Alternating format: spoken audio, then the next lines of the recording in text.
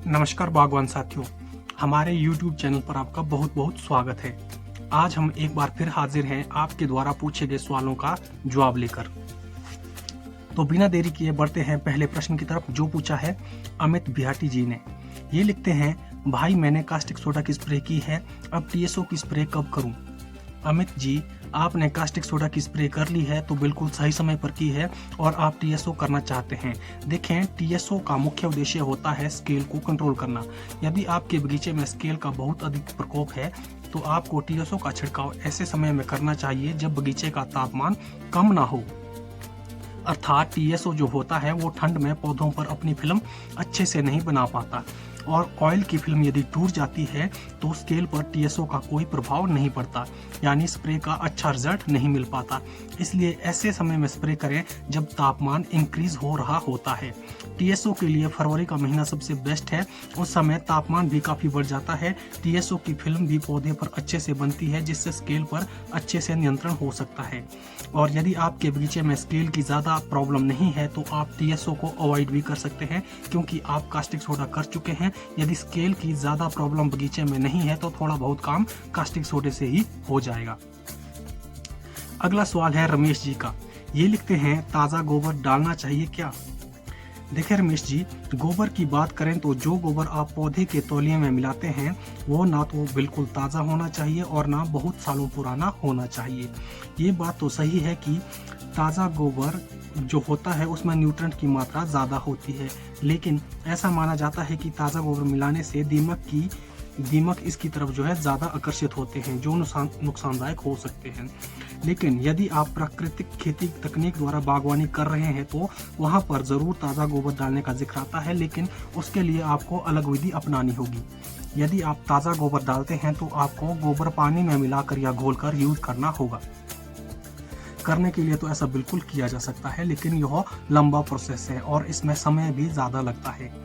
बागवानी में यह तरीका अपनाना थोड़ा जटिल है, लेकिन नामुमकिन नहीं है। आप चाहे तो इस विधि से ताज़ा गोबर मिला सकते हैं। यह गोबर को तौलिए में मिलाने की बात हम कर रहे हैं। इसके अतिरिक्त यदि आप ताज़ा गोबर का इस्तेमाल मल्चिंग के लिए करना चाहते हैं तो मल्चिंग के लिए आप ताज़ा गोबर का इस्तेमाल डायरेक्ट कर सकते हैं। अगला प्रश्न है यूफिटोमेरा 223 का। सर, मैंने 25 दिसंबर को कास्टिक सोडा की स्प्रे की। मैंने फर्स्ट टाइम कास्टिक सोडा किया। मुझे इसके एडवांटेज तो पता है, बस मेरे को इसके साइड इफेक्ट नहीं पता।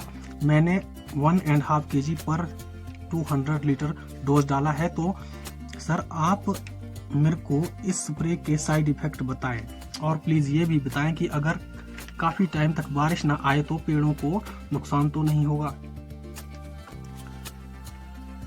आपने बहुत लंबा सवाल भेजा है तो आपको कास्टिक सोडे के फायदों के बारे में भी पता है और सबसे पहले आप जानना चाहते हैं कि इसके साइड इफेक्ट क्या है।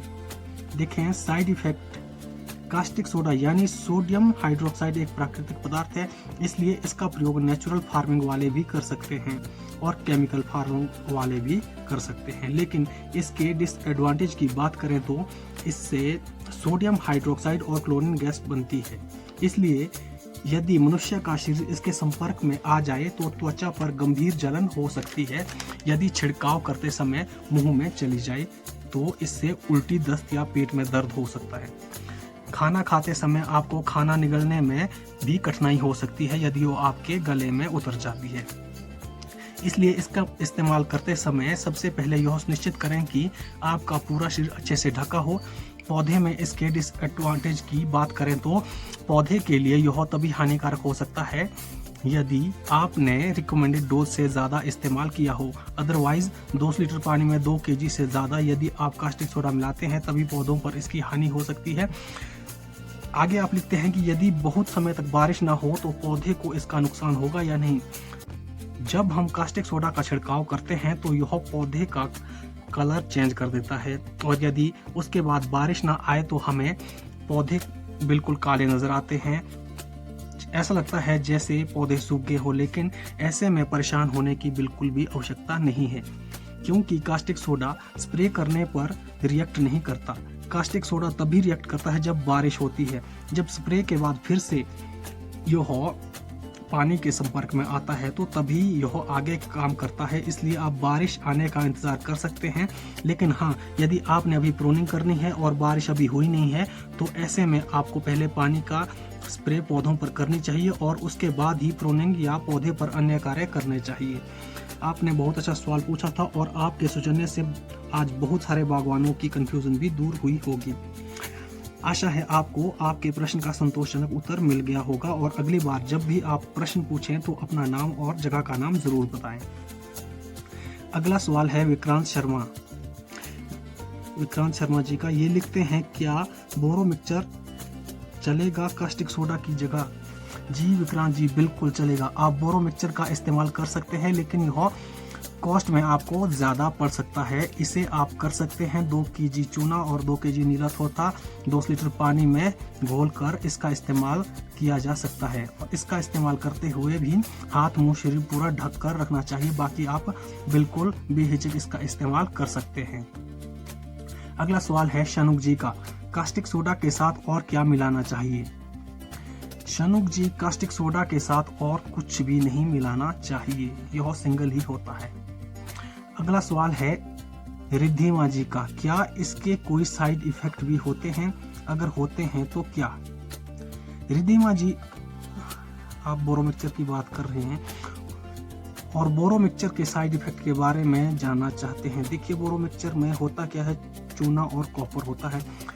ये दोनों प्रकृति में पाए जाते हैं, इसलिए इसका प्रयोग जैविक किसान भी करते हैं। और सबसे अलग बात यह है कि नेचुरल फार्मर्स इसका प्रयोग एज इंसेक्टिसाइड भी करते हैं।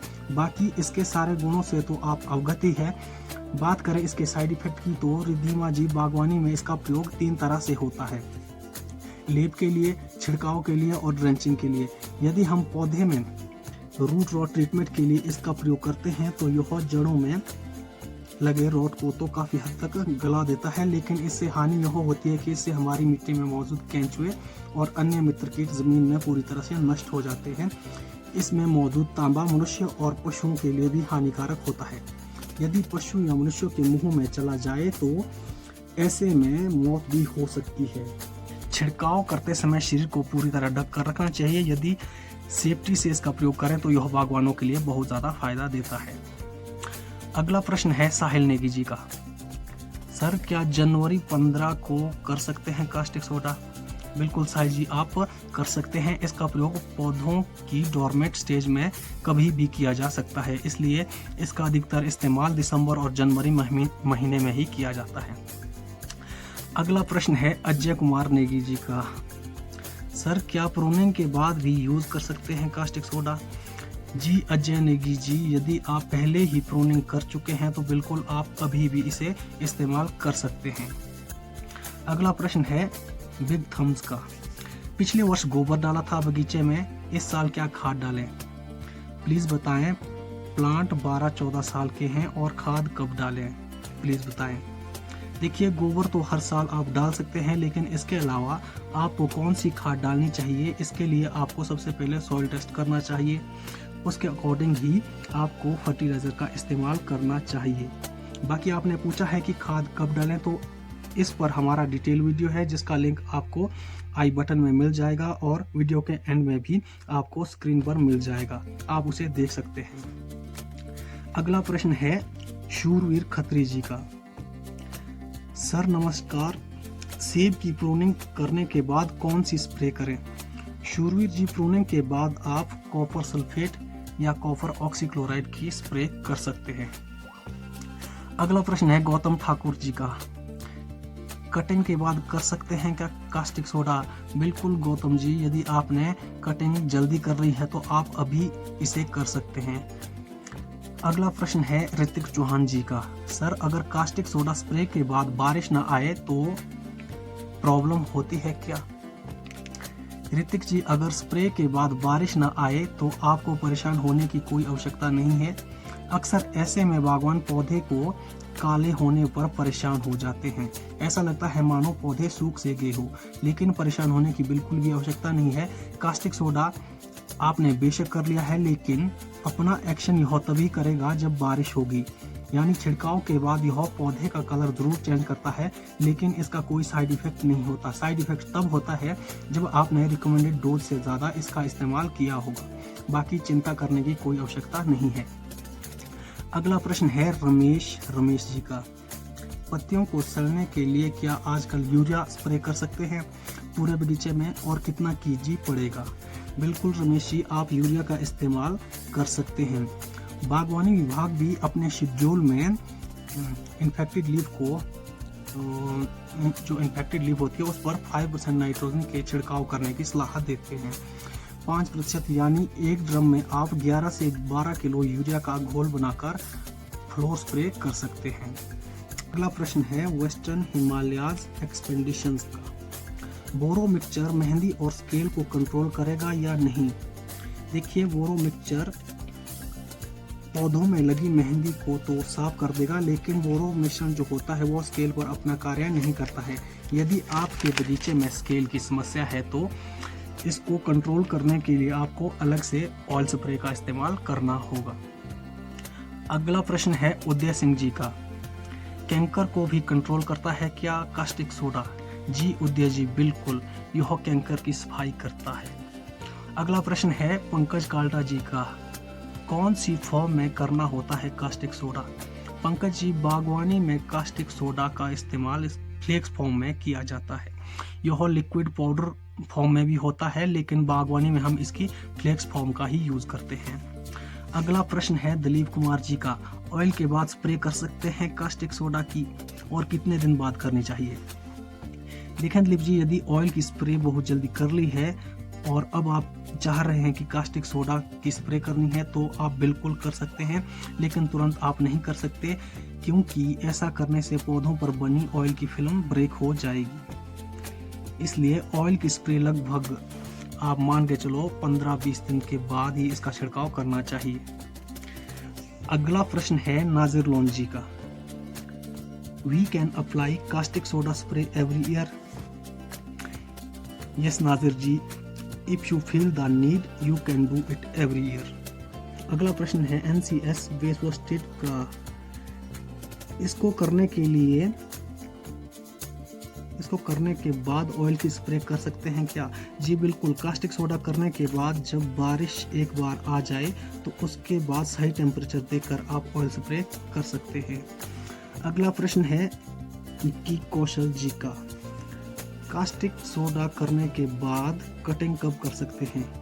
निक्की जी, जब कास्टिक सोडा की स्प्रे करने के बाद एक बार बारिश हो जाती है तो उसके बाद आप प्रूनिंग का कार्य बेहिचक कर सकते हैं। वैसे करने के लिए आप पहले भी कर सकते हैं, लेकिन बारिश आने के बाद प्रूनिंग की सलाह इसलिए दी जाती है क्योंकि पौधे पर कास्टिक सोडा के प्रभाव से आपके शरीर को नुकसान हो सकता है।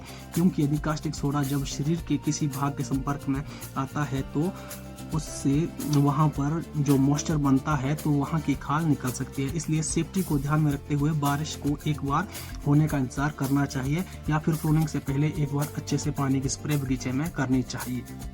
अगला प्रश्न है बलवीर ठाकुर जी का। कास्टिक सोडा की स्प्रे होने के बाद बारिश का आना जरूरी है क्या?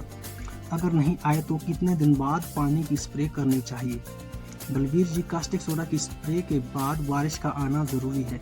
इसलिए जरूरी है क्योंकि जब बारिश होगी तभी कास्टिक सोडा अपना काम पौधों पर अच्छे से करेगा और पौधों से फंगस, एल्गी और कैंकर आदि बीमारियों की सफाई करेगा। कुछ लोग कहते हैं कि यदि बारिश जल्दी ना हो तो यह बीमे को जला देता है, जबकि ऐसा बिल्कुल नहीं है। यह पौधे के लिए खतरनाक तभी होता है यदि इसका डोज ज़्यादा डाला गया हो या फिर इसका इस्तेमाल गलत समय पर किया जाए।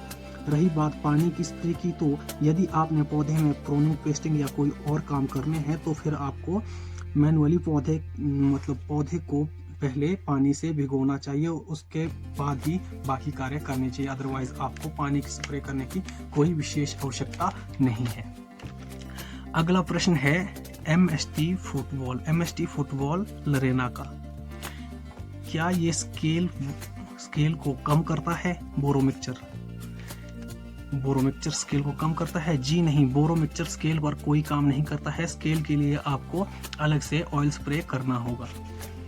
अगला प्रश्न है सतीश नेगी जी का। नाइट्रोजन कौन से मंथ में डालना है? सतीश जी, यदि आप नाइट्रोजन खाद देने की बात कर रहे हैं तो नाइट्रोजन मार्च में बड ब्रेकिंग से पहले दी जाती है और बाद में फिर सेब तुड़ान के बाद नाइट्रोजन पौधे के तौलिए में दी जाती है। अगला प्रश्न है द ट्रैकिंग टोज का। आजकल चूने की स्प्रे कर सकते हैं क्या? जी बिल्कुल, चूना और नीला थोथा 2-2 किलो 2 लीटर पानी में घोलकर आप स्प्रे कर सकते हैं। बागवान साथियों, वीडियो काफी लंबा हो गया है, इसलिए जिन बागवानों के प्रश्न अभी रह गए हैं तो उनका उत्तर हम अगले Q&A वीडियो में देंगे। यदि आपका भी कोई प्रश्न है तो आप भी कमेंट बॉक्स में या इंस्टा या फेसबुक पर अपना प्रश्न कर सकते हैं। हम आपके प्रश्न का उत्तर देने की पूरी कोशिश करेंगे। वीडियो को लाइक करना ना भूलें और हमारे चैनल पर पहली बार आए हो तो चैनल को सब्सक्राइब जरूर करें। फिर मिलेंगे बागवानी की किसी अगली वीडियो में। तब तक के लिए नमस्कार, जय हिंद, जय किसान, जय बागवान।